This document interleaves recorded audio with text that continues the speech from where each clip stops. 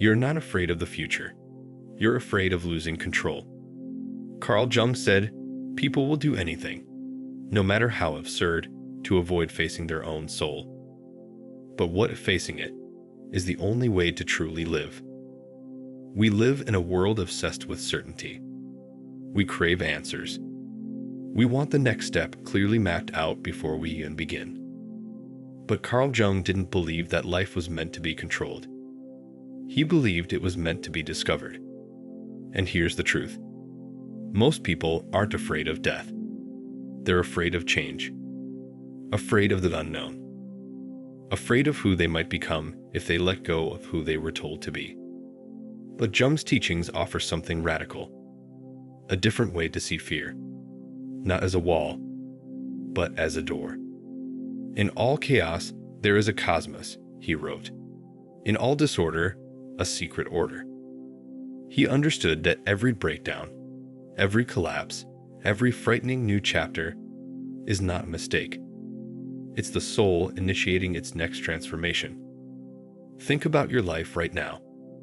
What's causing you anxiety? What unknown lies ahead of you that you're resisting? Is it a job change? A move to a new place? The end of a relationship? Or maybe it's the silence. The space between what was and what's next. That silence, Jung would say, is sacred. It's where the ego dies, and the self begins to speak. Let's go deeper. Jung didn't define the self as who you think you are. He believed the self is your true essence, a center of consciousness that's far greater than your ego. And here's the kicker. You can't find it in comfort. You can only uncover it in the unknown. Why? Because the unknown strips away your masks. It forces you to stop pretending. It confronts you with your shadows. And Jung said, one does not become enlightened by imagining figures of light, but by making the darkness conscious. Most people are terrified of the darkness, but Jung saw it as the birthplace of truth. The unknown is not empty. It's full of everything you've been avoiding. That's why your stomach drops when you lose your job. That's why your heart races when someone leaves you. That's why silence is deafening when you sit alone with your thoughts. But what if you didn't resist it? What if, just for once, you didn't try to escape? That's what Jung would ask of you. Because beyond fear, beyond confusion, beyond the illusion of control, is the emergence of the authentic you. Here's what Jung discovered through decades of study and self-reflection. People are not destroyed by the unknown. They are destroyed by their resistance to it. When you fight change, you fracture yourself. When you embrace it, you begin to integrate. And integration is the soul's highest calling. To integrate the ego and the shadow. To integrate fear and courage. To integrate reason and mystery. That's the journey Jung called individuation. It's not about becoming someone new. It's about remembering who you always were beneath the noise. Let's pause here and ask a real question. What's the cost of avoiding the unknown? How many dreams have died because someone was too scared to take the first step? How many people settle for average lives because they never had the courage to face the void? Jung said, I am not what happened to me, I am what I choose to become. But you cannot choose to become anything until you first let go of who you think you have to be. Imagine this. A person walking toward a fog-covered forest. The past is behind them, burned, broken, or simply done. Ahead lies only mist, silence, and the unknown. Most people freeze. Some run back. But a few walk forward. They don't have a map. They don't have guarantees. All they have is a strange inner knowing. I'm meant to go this way. And those are the ones who come out changed. Those are the ones who meet the self. Those are the ones who transform fear into fuel. Because here's Jung's truth. The unknown is not a place to be feared. It's the womb of possibility. It's where every awakening begins. And it's where your truest life is waiting. So when everything falls apart, when the plan collapses, when you have no idea what comes next, don't panic. Don't retreat. Don't numb out. Instead, take a breath and lean in. Because the unknown is not the end. It's the invitation. If everything familiar disappeared tomorrow, would you survive it or awaken from it? Jung believed what we cling to most tightly is often what holds us back from transformation. When we avoid the unknown, what we're really avoiding is change. And when we avoid change, we trap ourselves in an identity that no longer fits. Carl Jung didn't sugarcoat it. Transformation is uncomfortable, but it's necessary. Because when life feels like it's falling apart, it's usually falling into place. He called this process the death of the ego. And it's one of the most frightening things we experience as humans. Because the ego wants control. It wants the illusion of safety. It wants routines, rules, and recognition. But the self, your truest identity, wants something else entirely. Freedom, wholeness, truth. And to get there, everything false must be burned away. Have you ever had a moment where nothing made sense anymore? Where the career you once loved felt meaningless? The relationship you clung to collapsed? Or the version of you that once worked no longer did? That's not failure. That's initiation. You're not breaking down. You're breaking open. Jung said, "There is no coming to consciousness without pain." It's not meant to be easy. It's meant to be real. Here's where it gets deeper. Every time you step into the unknown, you meet a version of yourself that you've never seen before. Sometimes it's the bold one. Sometimes it's the scared child. Sometimes it's the one who sabotages. And sometimes it's the one who saves. But Jung taught that we must face all parts of ourselves, even the ones we'd rather bury. Until you make the unconscious conscious, he said, it will direct your life and you will call it fate. In other words, what you don't face will run your life from the shadows.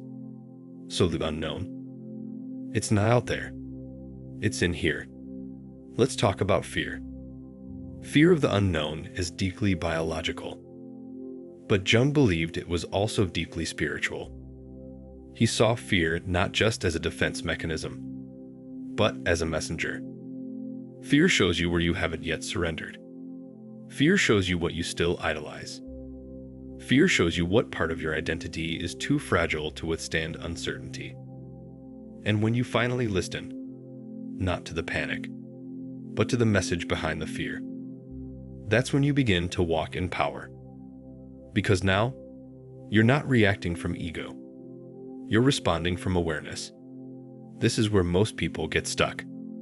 They think that courage means not feeling afraid. But Jung never defined it that way. He knew that true courage is feeling fear and walking forward anyway. Because what's the alternative?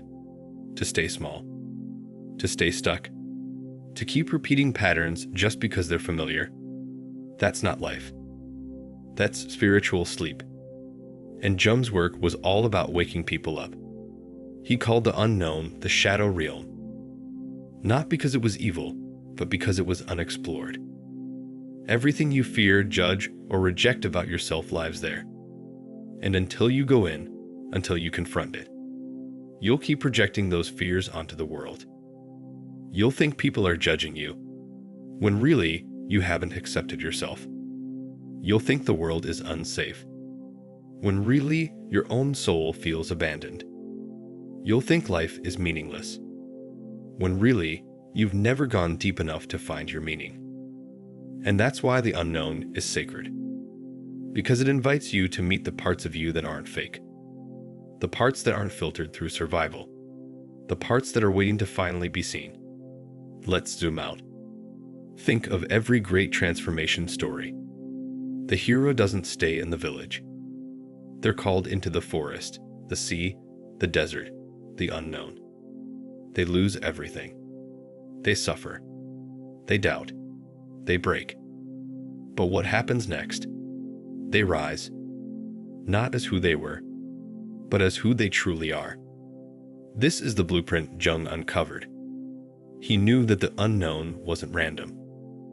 It was a rite of passage, a divine restructuring, a soul-level upgrade, but only for those willing to surrender the illusion, to walk into the fog, to trust that something deeper is guiding the way. And here's the miracle. The more unknown you face, the more known you become. Because every time you lose something external, you gain something internal. Every time you shed an identity, you reclaim a truth. Every time you walk through fear, you awaken power. And eventually, you realize you were never afraid of the unknown. You were afraid of what it would reveal about you. So, if you're standing on the edge of change right now, if your old life doesn't fit and a new one hasn't arrived, if everything feels uncertain, good. That's the doorway Jung was talking about. Don't run. Don't hide. Just breathe and step through it. Because everything you've been seeking is already waiting on the other side. You're not lost. You're being rerouted. And Jung warned, if you ignore this call to go inward, life will only get louder until you finally listen. There comes a moment, subtle or sudden, where the life you built no longer feels like your life. You feel restless in the familiar, disconnected from your surroundings, out of sync with the very identity you once celebrated. This is not a breakdown. It's a spiritual checkpoint. Jung called this the moment of individuation, the soul's rebellion against conformity. Because what was once survival has now become a cage. Here's where most people get scared. They feel a pull to change, but they also feel the guilt of abandoning who they used to be. So they try to stay in both worlds. One foot in the old, one foot in the unknown. But Jung warned, this tension will tear you apart until you fully surrender to the transformation. The privilege of a lifetime, he said, is to become who you truly are. And that means letting go of people, of roles, of ideas that once defined you. Because the self isn't found through addition. It's found through subtraction. Let's go deeper. Jung believed that every human being is born with a blueprint, a sacred design. But we forget it. We trade it for approval, for safety, for identity in the eyes of others. And the longer we ignore the blueprint, the louder life becomes. The wrong jobs will feel suffocating. The wrong relationships will collapse. The wrong paths will start to feel like quicksand. It's not punishment. It's a pull. Your soul is remembering itself. So how do we find direction in the unknown? Jung never gave a straight map because there isn't one. But he gave something better. Archetypes, symbols, inner guides. He believed that within you exists every character in the human story. The seeker who leaves the village. The shadow who resists change. The sage who learns from chaos. The warrior who battles through inner demons. And the healer who turns wounds into wisdom. Every time you step into the unknown, you activate these archetypes within you. You don't have to become something. You have to remember what's already inside. Here's the twist. Most people look outside for answers. They chase coaches, courses, religions, systems, hoping someone else will make the uncertainty go away. But Jung turned that idea on its head. He said, who looks outside, dreams. Who looks inside, awakes. Because the only true compass is within. The symbols in your dreams. The patterns in your emotions. The intuitive nudges that don't make sense, but won't leave you alone. This is the inner language of the self. And if you learn to speak it, you will never be lost again. Let's talk about the shadow again. Because the shadow is the gatekeeper of transformation. It's the guardian of the unknown. And it won't let you pass until you're honest with yourself. What are you pretending not to know? What part of your life feels fake? What have you sacrificed just to be accepted? The shadow knows, and it waits, not to punish you, but to purify you. Because Jung believed wholeness isn't about perfection. It's about integration. You don't become powerful by being flawless. You become powerful by owning every piece of yourself. And now, the turning point. Eventually, the fear of staying the same becomes greater than the fear of change. This is where the transformation accelerates. You stop asking for clarity and start walking with courage. You stop trying to explain yourself and start embodying the truth. You stop fearing what you might lose and start trusting in what you're about to gain. Because now, you're not just surviving uncertainty. You're creating through it. You're dancing with the chaos. You're making meaning from mystery. You're not running from the unknown anymore. You're running toward it. Let's pause here.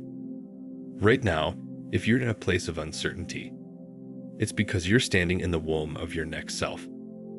This isn't an ending. This is the void before a rebirth. Jones said, "In all chaos, there is a cosmos. In all disorder, a secret order." Nothing is random. Not the pain. Not the silence. Not the unknown. It's all part of the sacred sequence. The unraveling before the becoming. So take a breath. Look around at your life. And instead of asking, "What's going wrong?" ask, "What's trying to emerge?" Because something is. And once you stop fearing the unknown, you'll start discovering your greatest power inside it. If you knew your breakdown was the start of a breakthrough, would you still be afraid? You've walked through the storm. You've felt the silence. You've confronted your shadow. Now comes the most dangerous part, not fear, but comfort. Because the unknown doesn't just test your courage. It tests your ability to not settle for less, when your soul is calling you to more. Carl Jung said something radical. People will do anything, no matter how absurd, to avoid facing their own soul. Because facing your soul means tearing down the illusion. The illusion of control. The illusion of identity. The illusion that safety lies in sameness. But that illusion is cracking now, isn't it? You're starting to see that the job wasn't your purpose. That the relationship wasn't your destiny. That the version of you you've been selling to the world was just a mask. And underneath, a blueprint, untouched. A power, unclaimed. A life, unlived. So what now? Now begins the real work. The reintegration. The reconstruction. The return, not to who you were, but to who you were meant to become. This is the phase Jung called the return to the self. It's not about becoming better. It's about becoming whole. The world told you to specialize, to shrink, to perform. But your soul, it wants wholeness.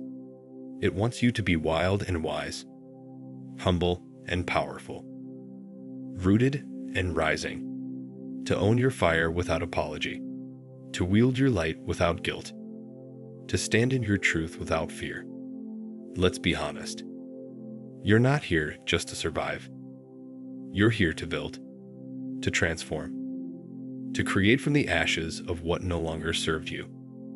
Jung believed that true maturity wasn't found in age, but in the willingness to take full responsibility for your inner world. No more blaming. No more waiting to be rescued. No more outsourcing your destiny. This is the moment where you become the architect of your future. And that future, it will be built on meaning. Let's talk about meaning. In a world obsessed with success, followers, and validation, meaning has become the most rebellious act. Jung said that the greatest tragedy is not death. It's a life lived without meaning. And meaning doesn't come from achieving more. It comes from aligning your life with the truth of your soul. When your outer life reflects your inner self, that's when peace appears. Not because things are perfect, but because you are in integrity. And when you're in integrity, you don't chase. You attract. You don't perform. You express. You don't hustle. You flow. But here's the secret Jung knew. The path to meaning always passes through the unknown. Because what's unknown is undiscovered truth. And what's undiscovered is often the exact thing you were born to give. That book you're afraid to write. That conversation you're avoiding. That risk you won't take. They aren't just challenges. They're doorways. And behind each one is a part of you that's still waiting to be born. Let me ask you something personal. What would your life look like if you stopped running? If you stopped trying to fix yourself and started listening? If you trusted that the chaos isn't the enemy, but the invitation? Would you still fear the future? Or would you start building it? Carl Jung said, "Your vision will become clear only when you look into your heart. Who looks outside dreams. Who looks inside awakes." You've spent enough time dreaming. Now it's time to awaken. To wake up to your voice, to your gifts, to your responsibility.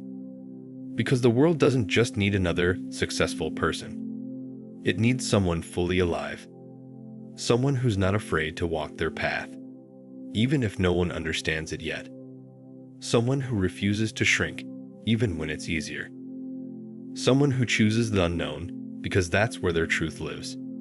So here's the final truth for this part. The unknown isn't something to conquer. It's something to co-create with. It's not a void. It's a canvas. It's not a trap. It's a threshold. And the more you step into it, the more you'll find not emptiness, but everything you've been seeking. It was never outside of you. It was always waiting within. And now, you're ready to claim it.